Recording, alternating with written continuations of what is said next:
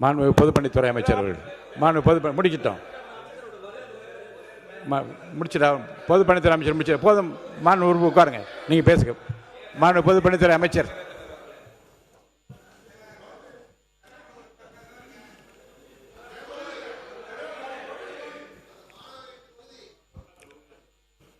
மாண்புமிகு பேரவைத் தலைவர் அவர்களே, இந்த 100 நாள் ஆட்சி அடுத்த 25 வருடங்களுக்கான ஒரு அடித்தளத்திற்கான மக்கள் ஆட்சி. இந்த ஆட்சியை உருவாக்கியது இளைஞர்களும் பெண்களும். அதற்கு நாங்கள் எப்பொழுதும் உண்மையா இருப்போம். எங்களுடைய முதலமைச்சர் இறந்த எங்களுடைய சகோதரர்கள் அமுதனும் தனுஷாவட்டும் எங்களுடைய குடும்பமாகவும் சகோதரனாகவும் நாங்கள் நினைக்கிறோம். எங்களுக்கு உணர்ச்சியோட ஒரு அரசியலை நாங்கள் இதை பற்றி நாங்கள் பேசுகிறோம். இதை பற்றி மாண்புமிகு 2 அமைச்சர்களும் விளக்கினார்கள். என்ன நடந்தது, அதற்கான தகுந்த நடவடிக்கை என்ன அப்படி என்று. குறிப்பாக ட்ரக்ஸ், போதை ஒரு முக்கியமான பிரச்சனைங்கிறது மாண்புமிகு அனைத்து கட்சி சட்டமன்ற உறுப்பினர்களும் மூத்த உறுப்பினர்களும் அது கடுமையான நடவடிக்கை எடுக்கணும். காவல்துறை உடைய அறிக்கையை மட்டும் நீங்கள் நம்பாதீங்க அப்படிங்கிறத பதிவு பண்ணாரு.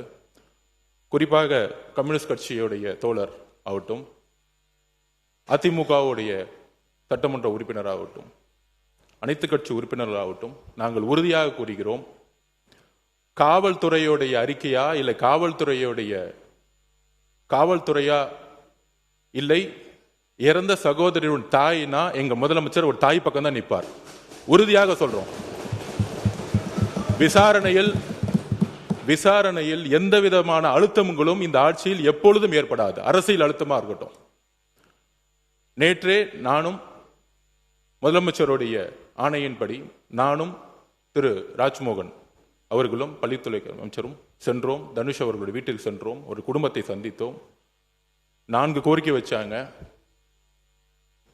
கிட்டத்தட்ட 12 பேர் கைது செய்யப்பட்டிருக்கீங்க. இன்னும் சில பேர் இதில் இருக்காங்கன்னு சொல்ல உடனடியாக முதலமைச்சரோட கவனத்துக்கு சொன்ன விசாரணை நடந்துகிட்டு இருக்கு. இறந்த தனுஷோடைய அடக்கம் இடத்துல ஒரு கல்லறை வேணும்னு சொன்னோம். உடனடியாக முதலமைச்சர் அந்த கல்லறைக்கான இடத்தை ஐடென்டிஃபை பண்ண சொல்லியிருக்கிறாரு. அவர்களுக்கான வன்கொடுமை சட்டத்தின்படி அவர்களுக்கான உரிய இழப்பீடை இன்றைக்கு கலெக்டருக்கு கொடுக்க சொல்லி முதலமைச்சர் உத்தரவிட்டிருக்காரு. இதோடைய வெளிப்பாடுதான் தற்போதைய ஆட்சி பொறுப்பேற்ற உடனே மாண்புமிகு முதலமைச்சர் அவர்கள் கையெழுத்திட்ட 3 திட்டங்களில் anti narcotics task force ANTF திட்டம் ஒன்றாகும். இத்திட்டத்தின் முக்கியத்துவம் கருதி இத்திட்டத்திற்கு ரூபாய் 264.14 கோடி நிதி மாண்புமிகு முதலமைச்சர் அவர்களின் உத்தரவுப்படி ஒதுக்கீடு செய்யப்பட்டு மாநிலம் முழுவதும் 65 ஆன்டி நார்கோட்டிக்ஸ் டாஸ்க் போர்ஸ் அலகுகள் உருவாக்கப்பட்டுள்ளன. எனவே இந்த அரசு தமிழ்நாட்டிலிருந்து போதைப் பொருள் பழக்கத்தை அடியோடு வேறறுக்க வேண்டும் என்பதில் மிக உறுதியாக உள்ளது. இந்த நடவடிக்கையில் அரசு எந்தவித சமரசமும் செய்து கொள்ளப் போவதில்லை. ஆனால் நான் குறிப்பிட்ட கம்யூனிஸ்ட் தோழர்களை பத்தி பேசினேன், அதிமுக தோழர்களை பத்தி பேசினேன். நான் திமுக பத்தி பேசவே இல்லை. திமுகவுடைய எதிர்கட்சி என்ன சொல்ல வர்றான்னு தெரியாம நிறுத்துக்கணும். என்ன திமுகவுடைய எதிர்கட்சி அங்க 57 பேர் இருக்காங்க. நாங்க எந்திரிச்சோம்னா அந்த சபையை அவங்க பேசவே முடியாது. எதிர்கட்சி தலைவர் பேசும்போது நாங்க எந்திரிச்சோம்னா அதாவது மாண்புமிகு சபை என்ன பேச விடுங்க. மாண்புமிகு பொதுப்பணித்துறை அமைச்சர் சொன்ன கருத்தை நான் ஏற்க முடியாது. மாண்புமிகு பொதுப்பணித்துறை அமைச்சர் சொன்ன கருத்தை ஏற்க முடியாது. அதை மட்டும் அவைக்குழு நீக்குகிறேன். நீங்க பேசுங்க. யாரும் சொல்லிட்டேன், நீக்கிட்டேன்.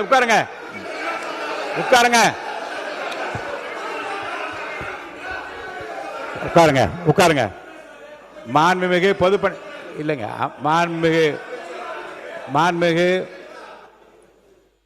மாண்புமிகு பொதுப்பணித்துறை அமைச்சர்கள் கடைசியில் கூறிய வாசகம் மற்றும் நீக்கப்பட்டு சொல்லிவிட்டேன். நீங்க உட்காருங்க. நீங்க எனக்கு புரியல. கொறடா அவரா இல்ல நீங்களான்னு எனக்கு தெரியல. உங்க கொறடா நிக்கிறார், நான் நிக்கிறேன். நீங்க தொடர்ந்து பேசினா என்ன அர்த்தம்? மாண்புமிகு பொதுப்பணித்துறை அமைச்சர்.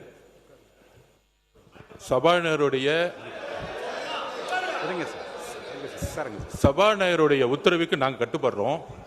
நாங்கள் சொல்ல வந்ததுன்னா, எதிர்க்கட்சி தலைவர் பேசும்போது அரசின் மீது பல்வேறு குற்றச்சாட்டுகள் வைத்தார். நாங்கள் ரொம்ப அமைதியா இருந்தோம். ஒரு குரல் கூட நாங்கள் பேசல. ஆனால் ஒரு ஜனநாயகப்படி எங்களுடைய கருத்துக்களை கேட்க வேண்டும். அதற்கு எதிர்க்கட்சி தலைவராக இருக்கும் கொறடாவும் அதுக்கு ஒரு ஆணையிடணும். நாங்கள் எந்திரிச்சு பேசும்போது குரல் கொடுக்கிறது அவைக்கு உடைய மரபு மீறிய செயல்ங்கிறத நான் திரும்பி பதிவு பண்றேன். அப்ப ஆதாரத்துடன் பேசுறேன். இப்பொழுது எதிர்க்கட்சி தலைவராக இருந்தவர் அன்றைக்கு டெப்டி சிஎம் இருந்தாரு. திமுக ஆட்சியுடைய இந்த போதை பழக்க வழக்கம் இந்த 100 நாளை ஏற்படுத்த முடியாது. இந்த போதை பழக்க வழக்கம் நாங்கள் திருப்பியும் பதிவு பண்றோம். 2020 வரைக்கும் 2020க்கு முன்பு தமிழ்நாட்டில் போதை கலாச்சாரம் இல்லை, உறுதியாக நாங்கள் கூறுகிறோம். ஆனால் இந்த கலாச்சாரம் எங்க ஆதாரம் இங்க இருக்கு. ஆதாரம் ஒரு பேச விட சொல்லுங்க. தைரியம் இருந்தால் என்ன பேச சொல்ல விடுங்க. பேசுங்க பேசுங்க. உண்மை இருந்தால் அமைதியா இருக்கணும். உண்மையற்றவர்கள் தான் சவுண்ட் கொடுப்பாங்க. உண்மை இல்லைன்னா பயம் எந்திரிச்சு கத்த ஆரம்பிச்சிருவாங்க. எங்க பக்கம் உண்மை இருக்கு, என்கிட்ட உண்மை இருக்கு. ஒரு போதை கலாச்சாரம் தமிழ்நாட்டில் அதிகமா உருவாச்சுன்னா எங்க முதல்ல பிரச்சனை வரும்னா, குழந்தைகள் மீது பாலியல் வன்கொடுமை உருவாக்கப்படும். போதை கலாச்சாரம் உருவாகும் பொழுது குழந்தைகள் மீது பாலியல் வன்கொடுமை அதிகமாகும். இதுதான் ரெண்டுத்துக்கான நெருக்கம். அதுல 2020 தமிழ்நாடுடைய காவல்துறை அறிக்கை சொல்றேன். 2020 4338 கேஸ் போஸ்கோ வழக்கு. 2021 6064, கிட்டத்தட்ட 2000 கேஸ் இன்க்ரீஸ் ஆயிருக்கு. 2022 6580 கேஸ். 2023 6968 கேஸ். 2023 2024 குறிப்பாக இதை நோட் பண்ணிக்குவாங்க மாண்புமிகு பேரவைத் தலைவர்களே. 6968 இருந்து 10,046 40% போக்சோ வழக்கு அதிகமா இருக்கு. அப்பொழுது இப்ப நாங்க ஆன்டி ட்ரக்ஸ் போர்ஸ் போட்டிருக்கோம். எங்களுடைய முதலமைச்சர் பிரச்சாரத்தை உருவாக்கி இருக்காங்க. முக்கியமான இன்னொரு ப்ரூஃப் சொல்றோம்.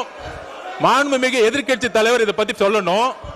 முக்கியமான ஒரு ப்ரூஃப், பாலியல் தொந்தரவில் 2.5 வயது பெண் குழந்தை பலி. கற்பழிச்சது திமுக உறுப்பினர். 2.5 வயது குழந்தையை கற்பழிச்சது 2.5 வயது குழந்தையை கற்பழி திமுக உறுப்பினர். இதை பத்தி இதற்கு முன்பு டெப்டி சிஎம் இருந்த இன்றைக்கு எதிர்க்கட்சி தலைவர் 2.5 வயது குழந்தையை திமுக உறுப்பினர் கற்பழிக்க பொழுது என்ன பேசினார், என்ன நடவடிக்கை எடுத்தாங்க?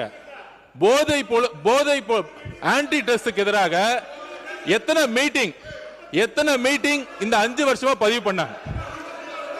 அயலகத்துறை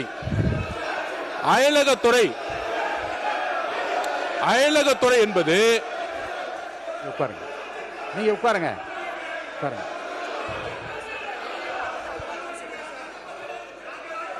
அதாவது அயலக யாராவது என்பது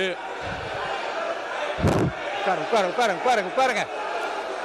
நீங்க உட்கார சொல்லுங்க. மாண்புமிகு அவர் பேசி முடிக்கட்டும். மாண்புமிகு பொதுப்பணித்துறை அமைச்சர் அவர்கள் நீங்க உட்காருங்க. நீங்க உட்காருங்க. மாண்புமிகு பொதுப்பணித்துறை அமைச்சர் வரிசையாக வகைப்படுத்தி சில ஆதாரங்களை கொடுக்கிறார். இருங்க, நான் வாய்ப்பு தருகிறேன். அவர் பேசி முடித்ததும் உங்களுக்கு வாய்ப்பு தருகிறேன். நீங்க சொல்லுங்க, பதில் சொல்லுங்க.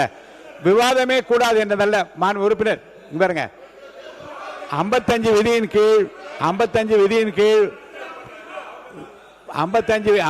விதியின் கீழே கருத்து சொல்வதற்கு நான் அனுமதி அளித்திருக்கிறேன். அவர் கருத்து சொல்றாரு. அதுல மாறுபட்ட கருத்து இருந்தா உங்களுக்கு நான் அனுமதி தரேன். நீங்க பதில் சொல்லுங்க. உட்காருங்க. இப்ப பொதுப்பணித்துறை முடிச்சிருங்க. பொதுப்பணித்துறை அமைச்சர் முடிங்க. அடுத்து உங்களுக்கு தரப்போறேன். உட்காருங்க. நீங்க கொடுங்க. இருக்க விதிப்படி தான் நடத்துறேன். நீங்க வாங்க. நீங்க ஓகே.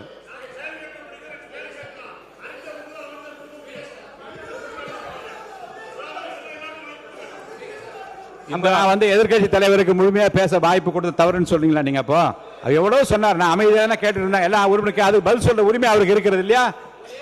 இல்லைங்க, மாண்புமிகு எதிர்க்கட்சி தலைவர்கள் பேசுகிற போது கவன ஈர்ப்பு தீர்மானத்தை தாண்டியும் தமிழ்நாடு முழு நடந்த பல சம்பவங்களை சொல்லுகிற போது அமைதியாக கேட்டு அதுக்கு பதில் சொல்வதற்கு ஒரு உரிமை, ஒரு கலெக்டிவ் ரெஸ்பான்சிபிலிட்டி மந்திரிகளுக்கு இருக்கிறது. முதலமைச்சர் இல்லாவிட்டாலும் கூட ஒரு கலெக்டிவ் ரெஸ்பான்சிபிலிட்டி அடிப்படையில் அமைச்சர்கள் பதில் சொல்லுவார்கள். அவர் பேசி முடிக்கட்டும், உங்களுக்கு தர வாய்ப்பு தர பேசுங்க, வாய்ப்பு தர பேசுங்க, சொல்லுங்க.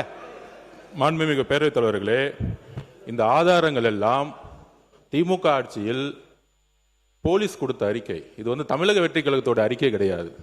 இது போலீஸ் முன்னாள் முதலமைச்சர் மு க ஸ்டாலின் அவர்கள் ஹோம் மினிஸ்டரா இருக்கும் பொழுது அன்றைக்கு கொடுத்த டிஜிபி, அன்றைக்கு கொடுத்த இருந்த எஸ்பிக்கள் கொடுத்த ஆதாரம். இது போக்சோ வழக்கு கிட்டத்தட்ட 40-60% ஒவ்வொரு ஆண்டும் ஏறி இருக்கு. 2.5 வயது குழந்தையை கற்பழித்து திமுக ஒரு உறுப்பினர்னு எஃப்ஐஆர் போட்டது உங்களுடைய அரசு தான். அதை தான் நாங்க பதிவு பண்றோம்.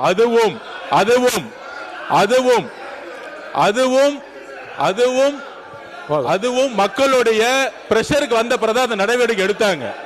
அதனால இந்த போதை பழக்க வழக்கம்ங்கிறது 100 நாட்கள் உருவாக்கல, இதை அடித்தளத்தில் உருவாக்குனது திமுக தான். அதனால்தான் மக்கள் உங்களை தூக்கி எறிஞ்சிருக்காங்க. உங்களுடைய தோல்விக்கான காரணம் போதை பழக்க வழக்கம். இதை நாங்கள் உறுதியாக இங்க பதிவு பண்ணிக்கிறோம். எங்களுடைய தலைவர் ஆட்சியில் உறுதியாக அரசியல் தலையீடு இல்லாமல் யாராக இருந்தாலும் கடுமையான கைது நடவடிக்கை எடுக்கப்படும் என்கிறதை நாங்கள் இங்கு உறுதி கொடுக்கிறோம்.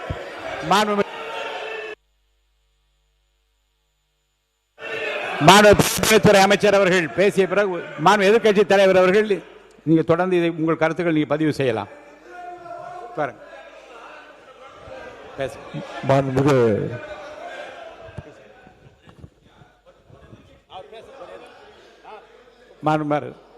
உறுப்பினர், மாண்புமிகு பேரவைத் தலைவர்களே, இந்த மாமன்றத்தில் நீங்கள் ஒரு மூத்த உறுப்பினராக இருந்தால் பேரவைத் தலைவராக வந்திருக்கிறீர்கள். விதிகள் எல்லாம் உங்களுக்கெல்லாம் தெரியும். கேள்வி நேரத்திலும் சரி, கவன ஈர்ப்பு தீர்மானத்தில் குற்றச்சாட்டு சொல்லக்கூடாது என்பது நீங்கள் அடித்து கொடுத்திருக்க புத்தகத்திலே இருக்கிறது. எங்களுடைய எதிர்க்கட்சியினுடைய மாண்புமிகு எதிர்க்கட்சி தலைவர் அவர்கள் ஒரு அரசினுடைய கவனத்திற்கு இந்தந்த சம்பவங்கள்லாம் நடைபெற்றிருக்கிறது கவனத்தை தான் கொண்டு வரார். இல்லைங்க, கவனத்தில் குறிப்பிட்டிருக்கிற விஷயத்தை பற்றி மட்டும்தான் பேச அனுமதியை தவிர தமிழ்நாடு முழுவதும் சம்பவங்களை வரிசைப்படுத்துகிற போது பதில் சொல்ற உரிமை நான் உங்களுக்கு தரணுமா இல்லையா? ஒரே நிமிஷம். ஆனால் எங்கள் உடனே குற்றச்சாட்டு சொல்லக்கூடாது, விதி புஸ்தகத்தில் தான் சொல்றேன். அவர் ஒரு கவனத்துக்கு கொண்டு வர்றார். காவல்துறையில் நாங்கள் ஒரு கேள்வி கேட்டு அப்பொழுது அமைச்சர் அவர்கள் பதில் கூட சொல்லலாம். ஆனால் கவன ஈர்ப்பு தீர்மானத்திலோ அல்லது ஒத்திவைப்பு தீர்மானத்தில் அரசாங்கம் விளக்கம் தான் தரணும் மொழியை நான் கேட்குற கேள்விக்கு நீங்கள் சொல்கிறோம், நாங்கள் எதிர்குற்றச்சாட்டு சொல்கிறோம் அப்படி என்பது இது வரைக்கும் விதி மரபுகள் அல்ல. அதை நீங்கள் கடைபிடிக்கணும்னு நான் கேட்டுக்கொள்கிறேன். இப்போ நம்முடைய பொதுப்பணித்துறை அமைச்சர் சொன்னதற்கு எங்களுடைய எதிர்க்கட்சி தலைவர் அவர்கள் இப்பொழுது பதில் சொல்வார். மாண்புமிகு எதிர்க்கட்சி தலைவர் அவர்கள்.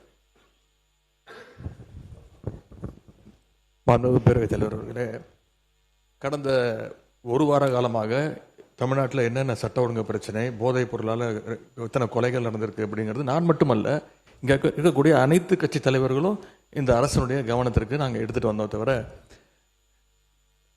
அதற்கு நீங்கள் இது வரைக்கும் எந்த அமைச்சரும் அதற்கு சரியான பதில் சொல்லவே இல்லை. ஆனால் மாறாக உங்கள் ஆட்சியில் எப்படி நடந்தது, உங்கள் ஆட்சியில் எது நடந்தது அப்படின்று குறை சொல்லி கொண்டிருக்கிறாங்க. அது ஃபோட்டோ தான் காட்டினார், எஃப்ஐஆர் பதிவு பட்டிருக்கு அப்படின்னு சொன்னார். இதுலேருந்து என்ன தெரியுதுன்னா, எங்களுடைய ஆட்சியில் நாங்கள் நடவடிக்கை எடுத்திருக்கிறோம், நடவடிக்கை எடுக்கப்பட்டிருக்கு எங்களுடைய ஆட்சியில். நாங்கள் கேட்கறது ஏன் உங்கள் ஆட்சி நடவடிக்கை எடுக்க மாட்டேங்கிறீங்க அப்படிங்கிறத நாங்கள் கேட்குறோம். அவர் ஒரு ஃபோட்டோ காட்டுறாரு. பேசி முடிக்கட்டும். அமைச்சர் அவர்கள் ஒரு ஃபோட்டோவை காட்டினாரு. இன்னொரு வீடியோ ஒன்று இருக்குது, அது எல்லாருமே பார்த்தாங்க. ஒட்டுமொத்த இந்தியாவே பார்த்துச்சு, உலகம் முழுக்க பார்த்தாங்க. இருக்கக்கூடிய அமைச்சர் ஒருத்தர் போதைப் பொருள் போடுறாங்க நுணுக்கி அதை என்ன பண்ணாருங்கிறத விளக்கம் கொடுத்துட்டார். போதும், அது விளக்கம் கொடுத்துட்டார், முடிஞ்சு போச்சு. அதை பற்றி பேச வேணாம். அவைக்கு அதை மட்டும் நீக்கி விடுகிறேன். நீங்க பதில் சொல்லியாச்சு, உட்காருங்க. திரும்ப அதை பற்றி பேச வேண்டாம். கடந்த அவங்க திருப்பி குற்றச்சாட்டு வைக்கும்போது நாங்கள் அந்த குற்றச்சாட்டு வைக்குவோம். அது மட்டும் இல்லை, கடந்த 5 ஆண்டுகளாக போதைப் பொருட்களை ஒழிக்க நாங்கள் எங்களுடைய தலைவர், எங்களுடைய முதலமைச்சர் சரியான நடவடிக்கை எடுக்கவில்லை என்ற ஒரு கருத்து இங்கே வைக்கப்படுகிறது. அது தொடர்பாக சில கருத்துக்களை இங்கே நான் கூற விரும்புகின்றேன். ஆட்சிக்கு வந்த ஒரே ஆண்டில் எங்களுடைய தலைவர் அவர்கள் போதைப் பொருள் இல்லா தமிழ்நாடு என்ற இலக்கோடு மதுவிலக்கு அமலாக்கத்துறையையும் நார்காட்டிக்ஸ் இன்டெலிஜென்ஸ் பியூரோ சிஐடி என்ற இரு பிரிவுகளை ஒன்றிணைச்சு இபிசிஐடி என்ற புதிய பிரிவை உருவாக்கினவர் எங்களுடைய தலைவர் திரு முத்துவேல் கருணாநிதி ஸ்டாலின், அன்றைய முதலமைச்சர் அவர்கள். அவர் அன்றைக்கு அப்படி செயல்பட்டதால் தான் கடந்த 5 ஆண்டு கால திராவிட மாடல் ஆட்சியில் இதுவரை இல்லாத அளவுக்கு ஒரு விழிப்புணர்வை ஏற்படுத்தி போதைப் பொருட்களை தொடர்ந்து எங்களுடைய அரசு பறிமுதல் செஞ்சது. இது தொடர்பான புள்ளி விவரங்கள் தேவைப்பட்டாலோ அவர்கிட்ட இருக்கு, அமைச்சர்கிட்ட இருக்கு. கூடுதல் தகவல் தேவைப்பட்டாலோ அதை நாம் எங்கேயும் போய் தேட வேண்டிய அவசியம் இல்லை.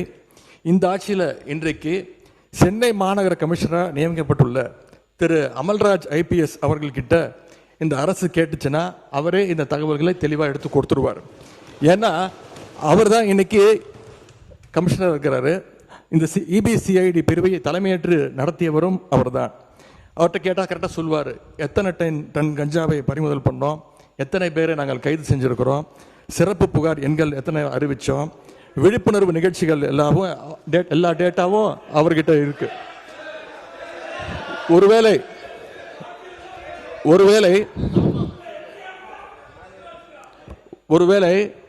எங்களுடைய திராவிட மாடல் ஆட்சியில் போதைப் பொருளை தடுக்கிற செயல்பாடுகள் சரியா நடக்கல அப்படின்னு இந்த அரசு எங்களை குற்றம் சாட்டுச்சுன்னா நான் உங்ககிட்ட கேட்க வேண்டிய கேள்வி, அப்புறம் என்னத்துக்கு அந்த அவ்வளோ பெரிய அதிகாரியை இப்போ இவ்வளோ முக்கியத்துவம் வாய்ந்த சென்னை மாநகராட்சி ஆணையர் பொறுப்பில் போட்டிருக்கீங்க என்ற கேள்வியை இந்த அரசுக்கு வைக்கிறேன். பொதுப்பணித்துறை அமைச்சர், நீங்க இது குற்றச்சாட்டு அல்ல. அதாவது எங்களுடைய நோக்கம் ஒருவரை ஒருவர் குற்றச்சாட்டு அல்ல. போதை பழக்க வழக்கம் தமிழ்நாடு முழுவதும் அதிகமானதுதான். எங்களுடைய பிரச்சாரத்திலேயே ஒவ்வொருத்தருக்கும் சொல்லும் பொழுது எங்களுடைய முதலமைச்சர் நாங்களும் சொல்லும்போது பெண்கள் சொல்லியது எல்லா தெருக்களிலும் இந்த கஞ்சா பழக்கமும் ட்ரக்ஸ் பழக்கமும் அதிகமாக இருக்குது, நீங்க ஆட்சிக்கு வந்தா ஒழிச்சிடுங்கன்னு எங்களுடைய கையை பிடிச்சு சொன்னது பெண்கள். அதில் நாங்கள் உறுதியாக இருக்கிறோங்கிறத நாங்கள் பதிவு பண்ண. அதுல ஒரே ஒரு கேள்வி மாண்புமிகு எதிர்கட்சி தலைவருக்கு நான் இன்னும் முடிக்கல, நான் முடிச்சிடறேன். அவர் கேட்ட ஒரு கேள்விக்கு அவர் சொன்னாரு ஆன்டி ட்ரக்ஸுக்கு எதிராக நாங்க தனியா நடவடிக்கை எடுத்தோன்னு. எங்களுடைய ஆட்சியில் ஆன்டி ட்ரக்ஸ் ஆன்டி நார்கட்டிக் டாஸ்க் போர்ஸுக்காக ரூபாய் 264.14 கோடி ஒதுக்கப்பட்டிருக்கு. உங்களுடைய முன்னாள் முதலமைச்சரும் சரி, நீங்கள் துணை முதலமைச்சர் இருக்கும் பொழுது இந்த போர்ஸுக்காக எத்தனை கோடி ரூபாய் நீங்க ஒதுக்கி இதற்கான பணிகளை நீங்க மேற்கொண்டீர்கள் பதிவு பண்ணுங்க. விவாதம் பேசு. உங்களுடைய ஆட்சியில் இந்த திட்டத்திற்கு என்ன பணிகள் மேற்கொள்ளப்பட்டது? ஒரு பணினா அதுக்கான பட்ஜெட் ஒதுக்கணும். எவ்வளவு பட்ஜெட் ஒதுக்குனாங்க? மாண்பு எதிர்கட்சி தலைவர் அவர்கள் பேசுங்க.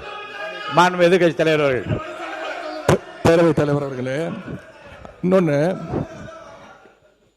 போதைப் பொருள் ஒழிப்பு மற்றும் சட்டவிரோத கடத்தல் தடுப்பு பணியை சிறப்பாக மேற்கொள்ளும் காவலர்களுக்கு 2 நாட்களுக்கு முன்பு நம்முடைய முதலமைச்சர் அவர்கள் விருதுலாம் வழங்கியிருக்கிறார். விருது எதற்காகன்னு பார்த்தீங்கன்னா, போதைப் பொருள் ஒழிப்பு மற்றும் சட்டவிரோத கடத்தல் தடுப்பு நடவடிக்கையை சிறப்பாக மேற்கொண்டதற்காக, கடந்த ஒரு வருடமாக சிறப்பாக பணியாற்றியதற்காக 15 காவல்துறை அதிகாரிகள் மற்றும் காவலர்களுக்கு முதலமைச்சர் அவர்களே விருது கொடுத்திருக்கிறாங்க. அந்த 15 காவலர்களுமே எங்களுடைய ஆட்சி காலத்தில் பல்வேறு வழக்குகளில் போதைப் பொருள் ஒழிப்பு நடவடிக்கையை சிறப்பாக மேற்கொண்டவங்கன்னு இன்னைக்கு அரசு அறிக்கை கொடுத்திருக்கு.